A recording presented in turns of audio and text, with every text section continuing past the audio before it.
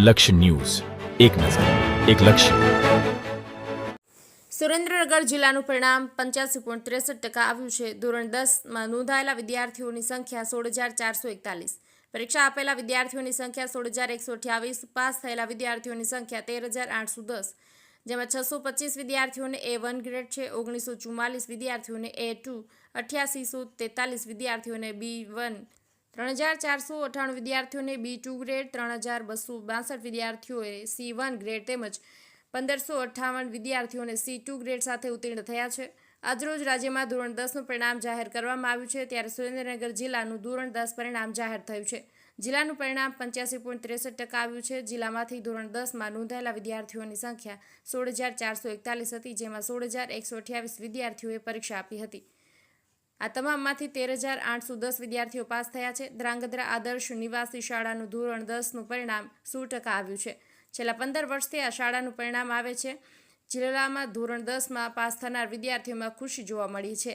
સાથે સાથે વિદ્યાર્થીઓને વાલીઓ પણ ખુશ થતા જોવા મળ્યા હતા. આજે વિદ્યાર્થીઓ ધોરણ 10માં પાસ થયા બાદ સ્કૂલની અંદર શિક્ષકો અને વિદ્યાર્થીઓના વાલી દ્વારા પાસ થનાર વિદ્યાર્થીઓને મીઠું મોં કરાવવામાં આવ્યું હતું. સાથે પાસ થનાર વિદ્યાર્થીઓએ આગામી કોઈ શિક્ષણ લાઈન લેવી તે વિશે પણ પોતાના પ્રતિભાવો રજૂ કર્યા હતા. બ્રિજેશ ત્રિવેદી, સુરેન્દ્રનગર.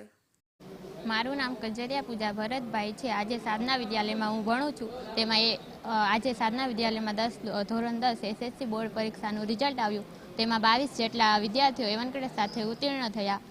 મારે પણ A1 ગ્રેડ આવ્યો છે. હું એક સામાન્ય પરિવારમાં ભણું છું અને તેમાં મારે ગુજરાત રાજ્યમાં 4થો નંબર અને તાલુકામાં 1st નંબર આવ્યો છે. હું દરરોજનું 2 કલાક વાંચન કરું છું.